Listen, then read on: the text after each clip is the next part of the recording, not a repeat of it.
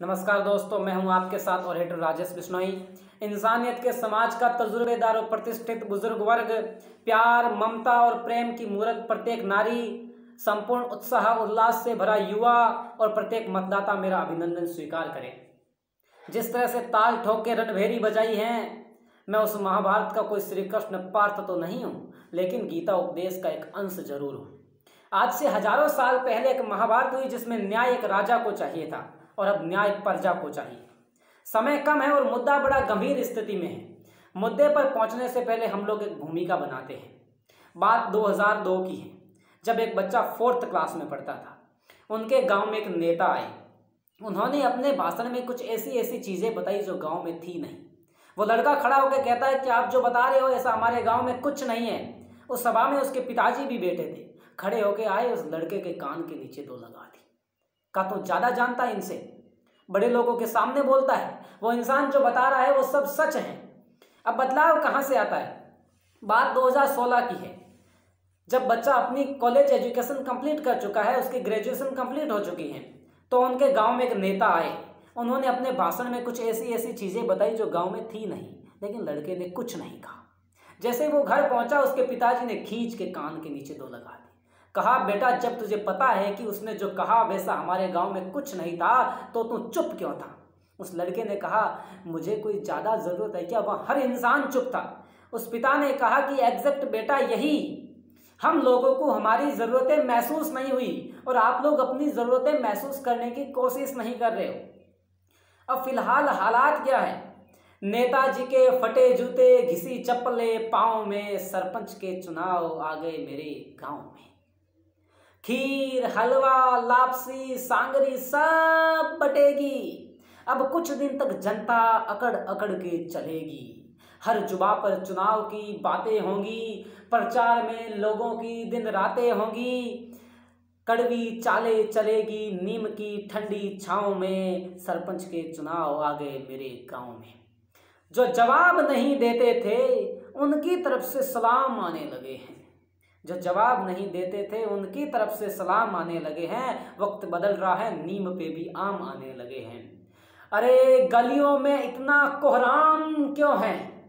हर चेहरे पर इतना तनाव क्यों है? पता चला कि करीब सरपंच के चुनाव आने लगे हैं। एक भला मानुस चार्ल्स कैट्रिक, उसने कहा कि किसी समस्या को ठीक ढंग से बताना उसका आधा हल होता है। हम जिस मोड़ पे खड़े हैं वह हमारी समस्या है, हमारा नेता। क्योंकि नेतृत्व का मतलब होता है सही रास्ता बताना, हुकूमत करने का नहीं। और हम में से कोई भी इंसान एक ऐसा सरपंच नहीं चाहता जो खुद प्रशासन की निंदा करता हो, जो खुद डेमोक्रेसी की निंदा करता हो, जो खुद लोकतंत्र की निंदा करता हो, जो खुद हमें कहे कि भैया प्रशासन तो ऊपर से लेके नीचे तक लीक है, मुझे सरपंच बना दो फिर सब ठीक है। और एक बात तो हमें वैसे ही समझ नहीं आ रही कि जो इंसान गरीबों के लिए लड़ता है वो लड़ते लड़ते अमीर कैसे हो जाता है। और फिलहाल हमारा मुद्दा क्या है कि हमारा सरपंच कैसा हो।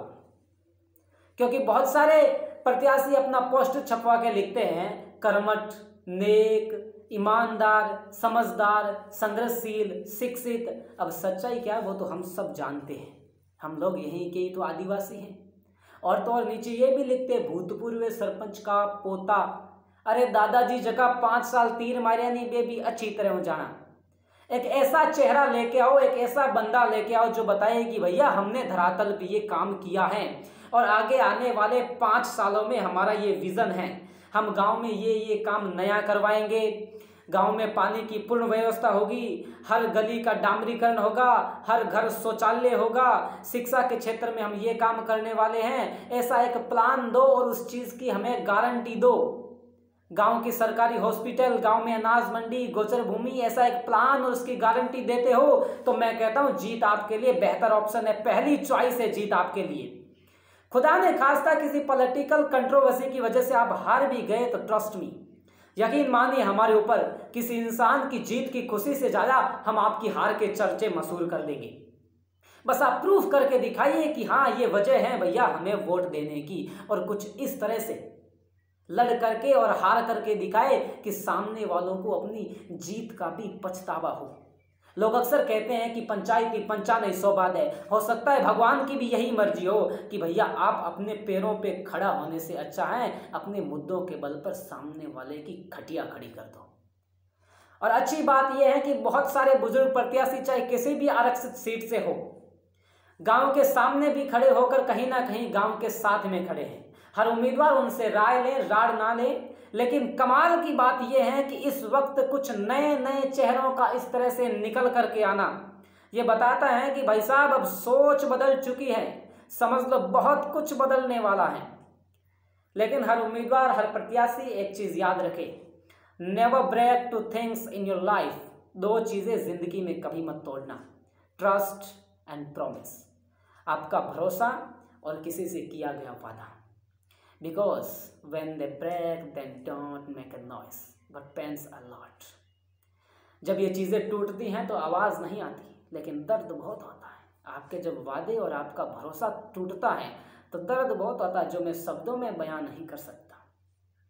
और अब वो हर मतदाता जो उस क्षेत्र का विधाता होता है, आपको एक मौका मिलता है भगवान बनने का, किसी इंसान के भविष्य का निर्माण करने का, किसी इंसान की किस्मत की लकीरें बनाने का। एलिस वॉकर ने कहा कि हम लोग आमतौर पर अपने अधिकार ये सोचकर खो देते हैं कि हमारे पास कोई अधिकार था ही नहीं। मैं बताऊं आपकी वोट की ताकत कितनी होती है।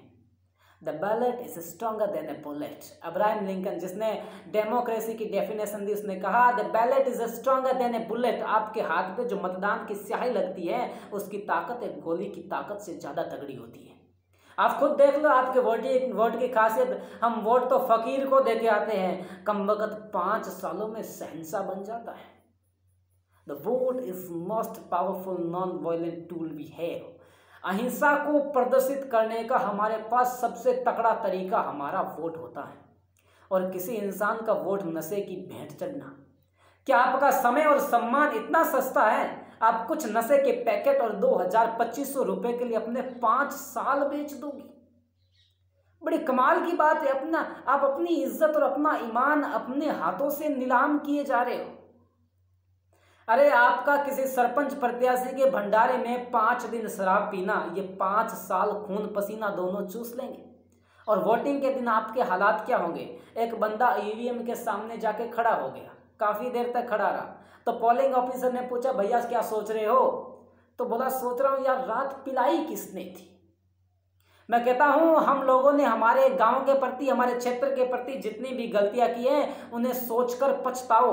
लोग कहते हैं कि अब पछताया क्या हो तो जब चिड़िया चुग गई खेत। मैं कहता हूं भैया पछताओ नहीं तो चिड़िया तैयार बैठी है, फिर से चुग जाएगी। और फिर भी आप लोगों को लगता है कि मैं तो ऐਵੇਂ ही हूं और मेरी बात से आपको कोई फर्क नहीं पड़ता, और फिर से आपने गलती दोहराई।